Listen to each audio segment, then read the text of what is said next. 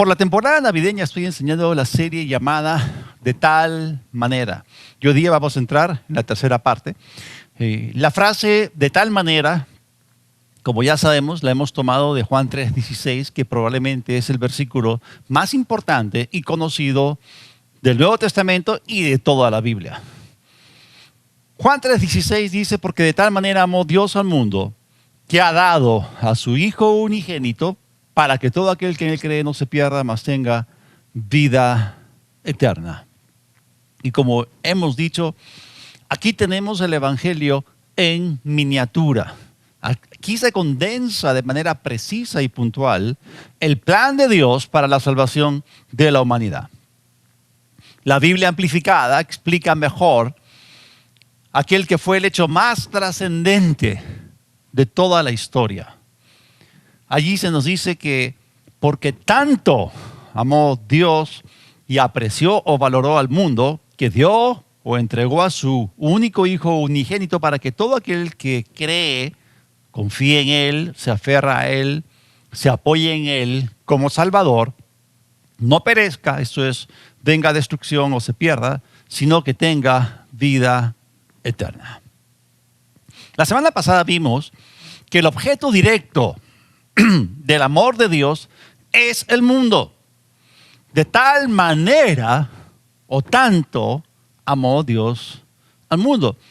Y por eso dijimos que la palabra mundo viene del griego cosmos y se refiere a la totalidad de la raza humana. Es cierto, Dios amó a la humanidad.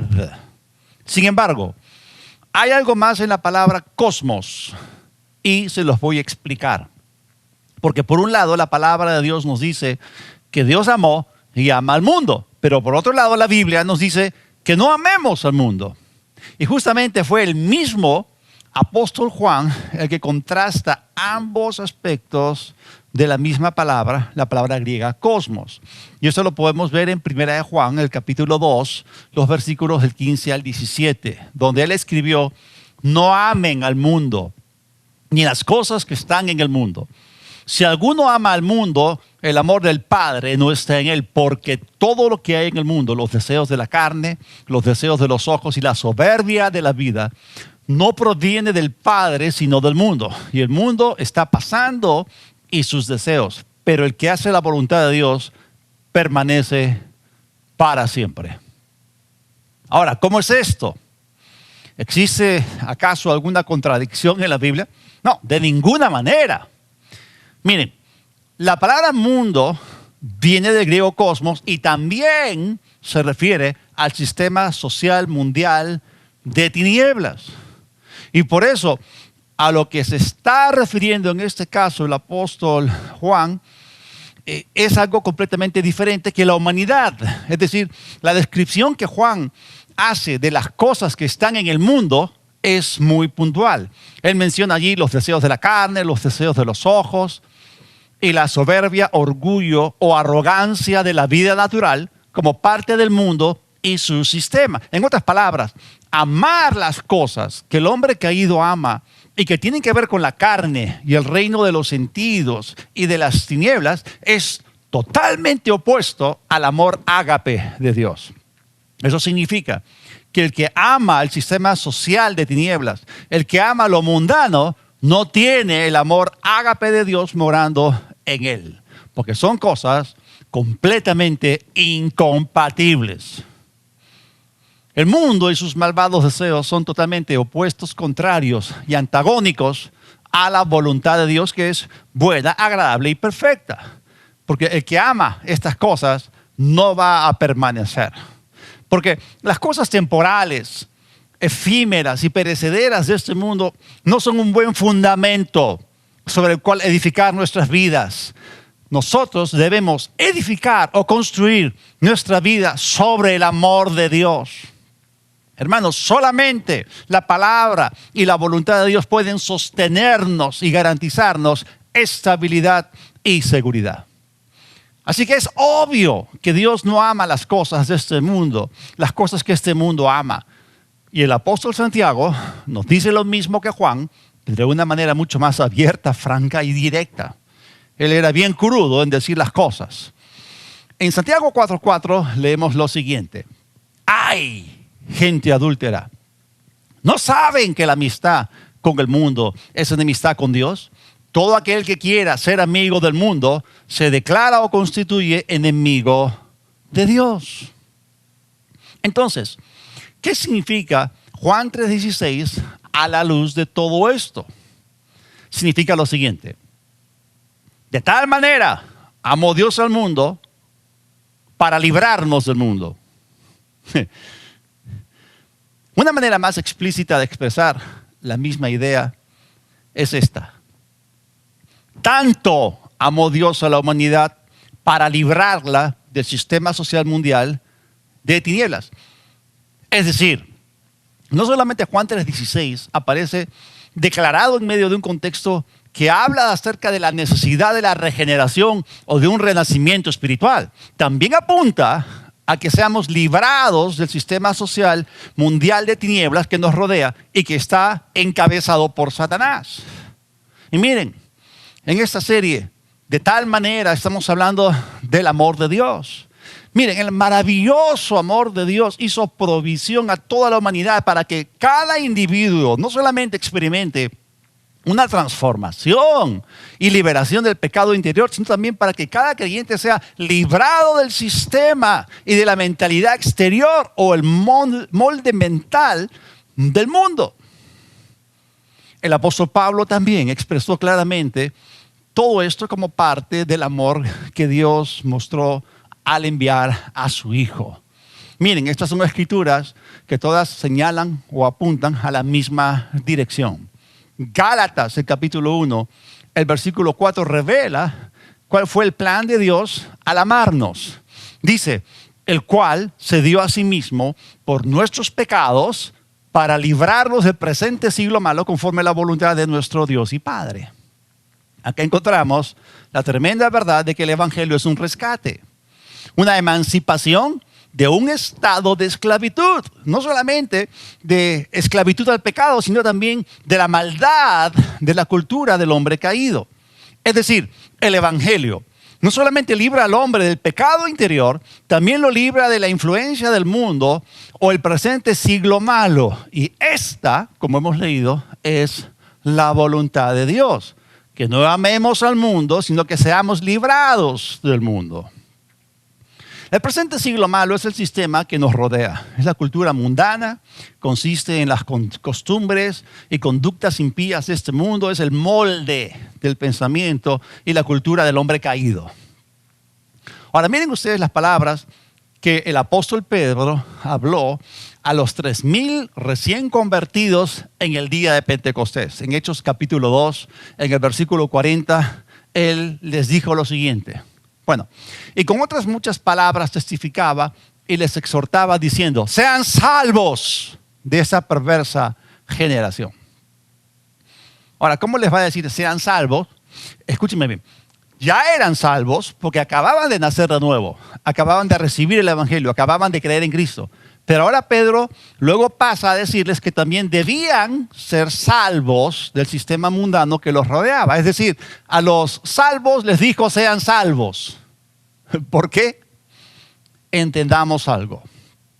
Dios, quien es 100% amor, creó al mundo en justicia y lo hizo para que fuese un paraíso para el hombre. Porque el planeta que Dios creó fue magnífico, hermoso, pero fue secuestrado por la violencia y la muerte. Y la cultura actual es una tal que ataca a los individuos inocentes. Porque no es una cultura de amor ni de servicio, sino una de egoísmo y autoservicio, de autogratificación. El presente sistema es un mundo de tinieblas y no de luz, porque cayó bajo la jurisdicción y el dominio del reino de Satanás. Y por eso Dios ha dado a su Hijo para librarnos del cosmos, del presente siglo malo, el cual posee una cultura de muerte y de ataque. Es una cultura que roba, que mata, que destruye. Juan 3:16 indica que el amor de Dios intervino a favor de la humanidad mientras ella vivía en el fantasioso mundo de una cultura antidios inventada por el hombre caído.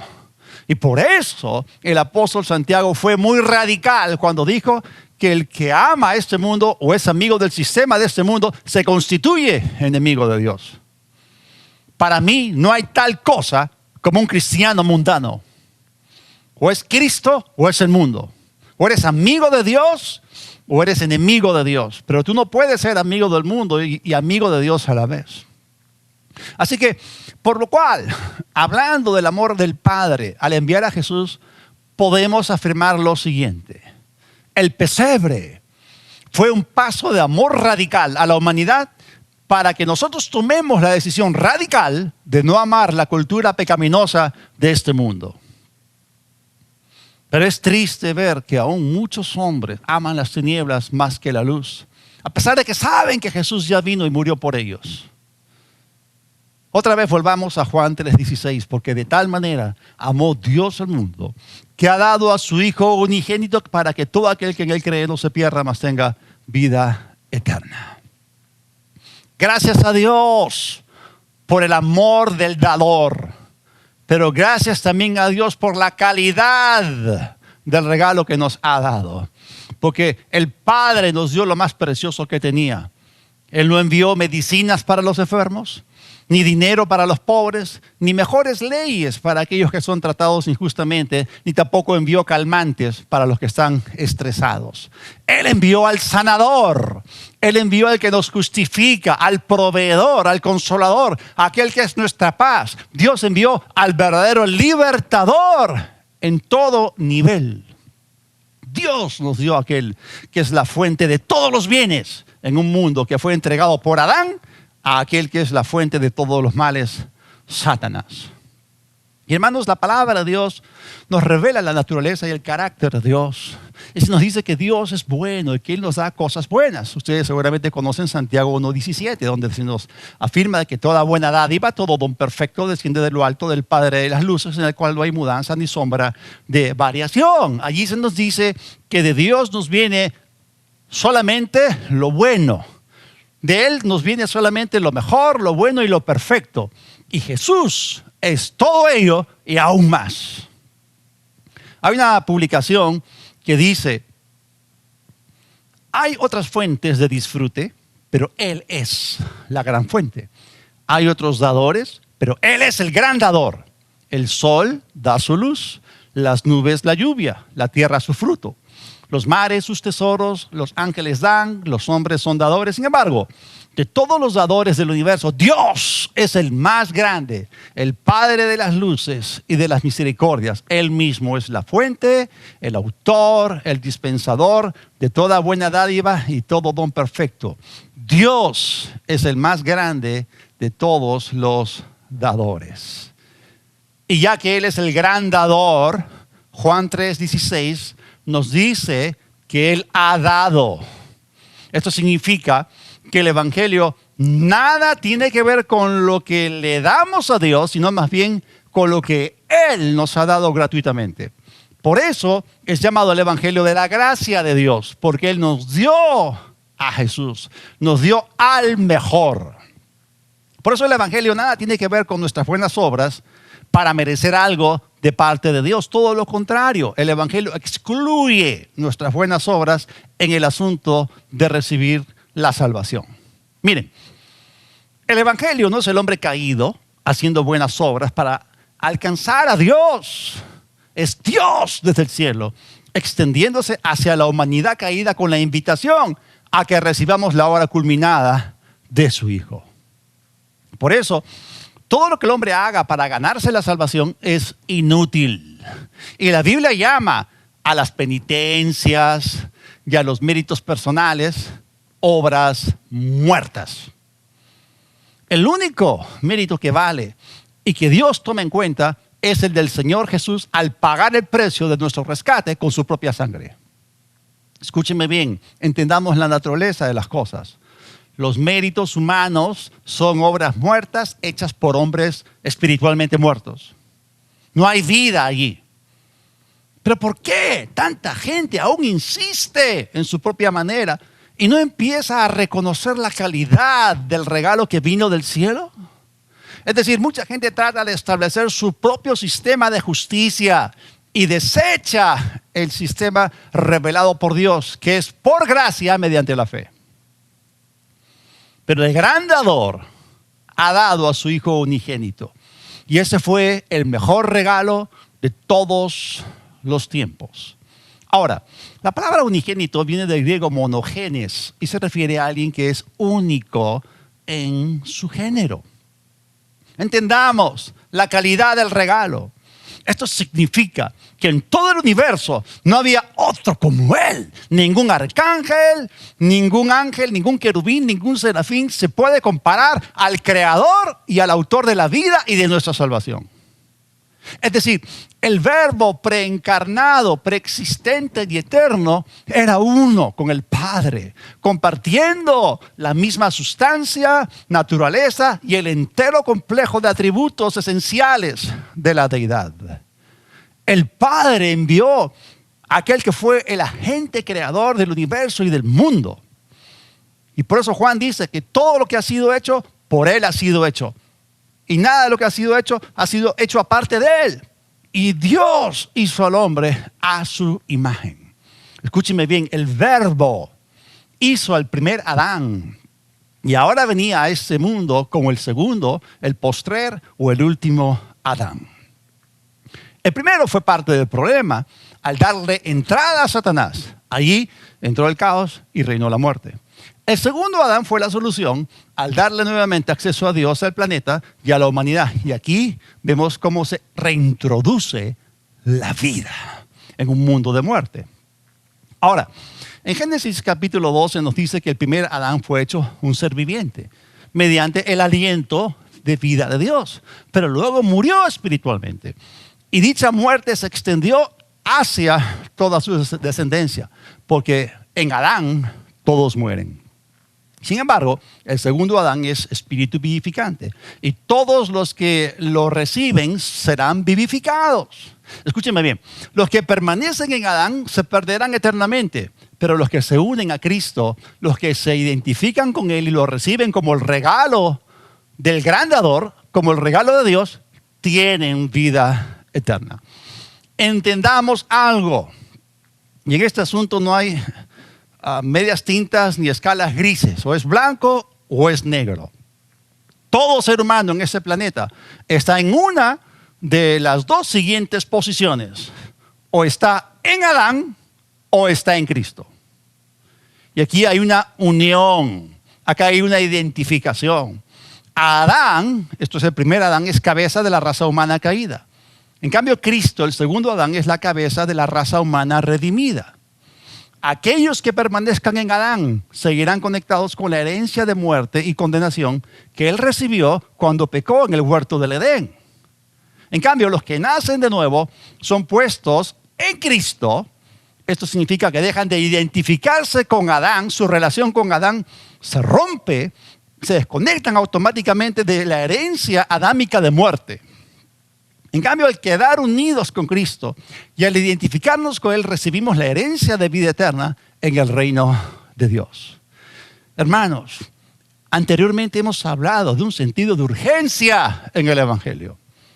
Por eso, si la gente no responde a la iniciativa del amor divino, quedará privada del único antídoto que la puede librar del veneno, del pecado que está en el hombre. Por eso, el antídoto debe ser recibido. Y esto es algo imperativo. Si no se suministra el antídoto a los hombres que fueron invadidos por el mortal veneno del pecado, irremediablemente morirán en sus pecados. Por eso la humanidad caída que está en Adán debe pasar a ser redimida y ser puesta en Cristo. Estábamos hablando de la calidad del amor del gran dador. De tal manera amó Dios al mundo que ha dado. La donación debe ser aceptada. La transacción definida por el dar de Dios y el recibir del hombre debe ser completada. Y es cierto que cuando decimos que de tal manera amó Dios al mundo, estamos hablando de la totalidad de la raza humana, pero el texto aquí se está refiriendo a algo colectivo, a algo grupal, a algo universal. Pero si seguimos leyendo, el texto luego cambia, es decir, hay un giro desde lo colectivo, grupal, desde lo universal hacia lo individual, hacia lo particular. Porque otra vez, el texto nos dice en Juan 3:16, porque de tal manera amó Dios al mundo, que ha dado a su Hijo unigénito para que todo aquel que en Él cree no se pierda, mas tenga vida eterna. Como pueden ver aquí, el texto pasa de lo grupal a lo individual, de lo colectivo a lo particular. Hemos visto anteriormente que cada individuo debe responder ante la generosa iniciativa divina. La gente debe recibir el inefable don o regalo celestial. Y eso, hermanos, entra en el campo del libre albedrío del hombre. El hombre posee una voluntad libre. Nadie puede imponerle nada. Debemos recordar que Juan 3:16 es una oferta, es una invitación divina. No se trata de una imposición, pero el hombre debe tomar una decisión. Dios, por supuesto, que respeta nuestra libre voluntad. Y Él, escúcheme bien, siempre va a apelar a nuestra capacidad de decidir. Dios respeta nuestro poder de elección.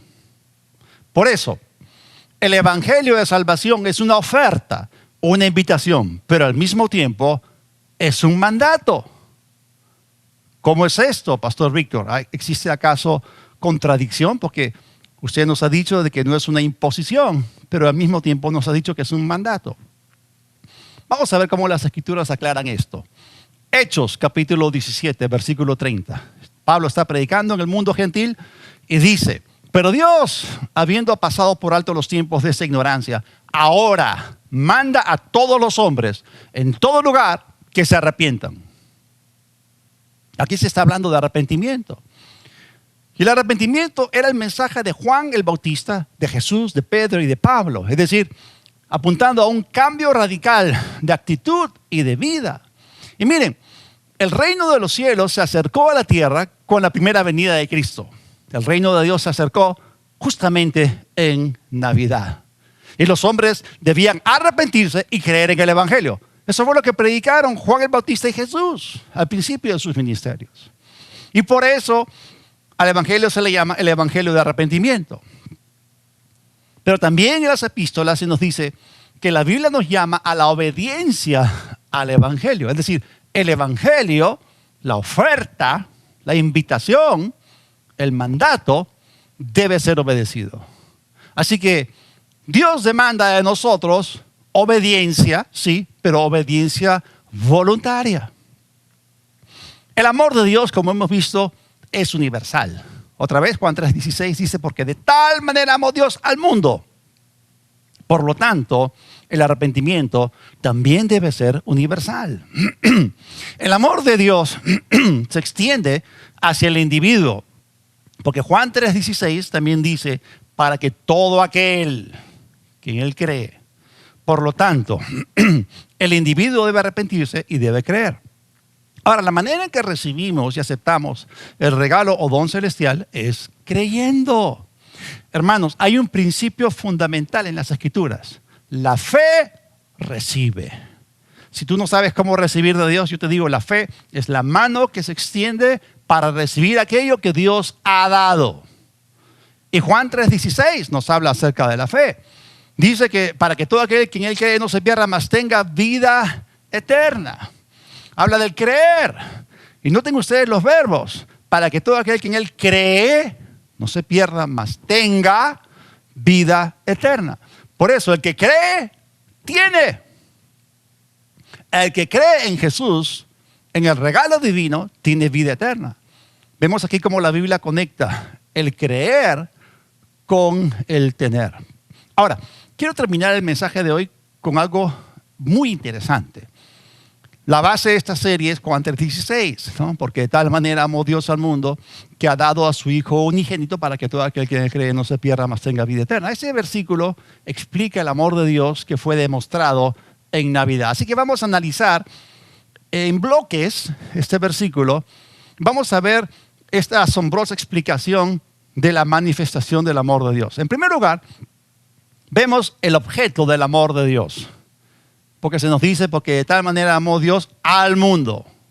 Es decir, la Navidad es el advenimiento del Hijo de Dios que apareció como resultado del amor de Dios sobre el mundo de Dios, que en realidad rechazó a Dios. Sabemos que los hombres le dieron la espalda. Sabemos que la humanidad se apartó de Dios y lo rechazó. Pero Dios manifestó su amor en el mundo a través de su Hijo, enviándolo a morir por nuestros pecados. La segunda cosa que vemos en Juan 3:16 es la expresión del amor de Dios. La frase dice que ha dado a su unigénito Hijo. Dijimos que el mundo es el objeto del amor de Dios, pero ahora digo que la Navidad es la expresión del mismo. Es decir, Dios dio a su único Hijo. Dios nos expresó su amor en Navidad, dándonos el regalo de los regalos, a Jesucristo, al mejor. La tercera cosa que nos dice Juan 3:16 es el destinatario del amor de Dios. Señala a esto. Este versículo dice, para que todo aquel que en Él crea. Eso significa que para recibir debes creer primero. Para conocer el amor de Dios primero debes creer. Ya hemos visto que no es por obras, sino por fe. Así que creer es la clave que nos da acceso al amor de Dios para cambiar nuestra vida para siempre. Ahora, el sistema caído del mundo dice ver para creer, pero Dios te dice, debes creer antes que puedas ver. La cuarta cosa que nos enseña Juan 3:16 es acerca de la intención del amor de Dios. ¿Cuál fue esa intención? Para que todo aquel que cree no se pierda. La voluntad de Dios, la intención de Dios es que nadie perezca o se pierda. Dios desea que ninguno perezca. No es su voluntad que ninguno perezca. Y por eso Él tomó la iniciativa, Él hizo algo al respecto. Pero el hombre, como hemos visto, debe responder. Y la quinta cosa de la cual Juan 3:16 nos habla es la duración del amor de Dios. Dice, para que tenga vida eterna. Hermanos, el amor de Dios es tan poderoso que nunca termina. Te llevará literalmente por el resto de la eternidad. Así que la Navidad es la venida, la aparición, el advenimiento del amor de Dios. De tal manera, Dios nos amó, que espera que nos dejemos amar por Él. Él desea ser nuestro Padre. Por eso permitamos que derrame su amor en nuestros corazones por su Espíritu a través de la fe en el Hijo, en el regalo de Dios. Vamos a orar. Padre, gracias te damos por esta tremenda demostración de tu amor. Y sabemos que nosotros te amamos a ti porque tú nos amaste primero. Por eso, Señor, ante semejante demostración y manifestación, no cerramos nuestros corazones, todo lo contrario, los abrimos y con gratitud, Señor, expresamos gloria, honor, alabanza a tu nombre. Gracias, en el nombre de Jesús. Amén. Ahora, ¿has escuchado acerca de Juan 3:16 una y otra vez? Es el evangelio condensado. Y si aún no has recibido ese amor, no has conocido ese amor, yo te ayudo. Permíteme conducirte a aquel que te amó, te ama y te amará por la eternidad. Lo único que tienes que hacer es recibir ese regalo, el regalo del gran dador. Hermano, no tienes que contentarte con lo que este mundo te ofrece. Más bien recibe lo mejor, lo que Dios te ofrece. Si tú quieres arrepentirte de tus pecados y empezar una relación personal con Dios por medio de Jesucristo, quiero pedirte que allí donde estás, después de haber oído el evangelio, recibas a Jesucristo. Cierra tus ojos y repite conmigo, hazlo de todo corazón en voz alta. Dios de los cielos, te doy gracias por haberme amado, por ser el gran dador. por entregar a Jesucristo a la muerte por mis pecados. Jesús, te recibo hoy como el regalo del Padre. Te confieso como mi Señor. Te acepto como mi Salvador. Me arrepiento de mis pecados para recibir vida. Yo recibo ahora, por la fe en ti y en tu resurrección, el perdón de los pecados y el regalo de la vida eterna. Te doy gracias y te doy gloria. Viviré para ti y te agradezco en el nombre de Jesús. Amén.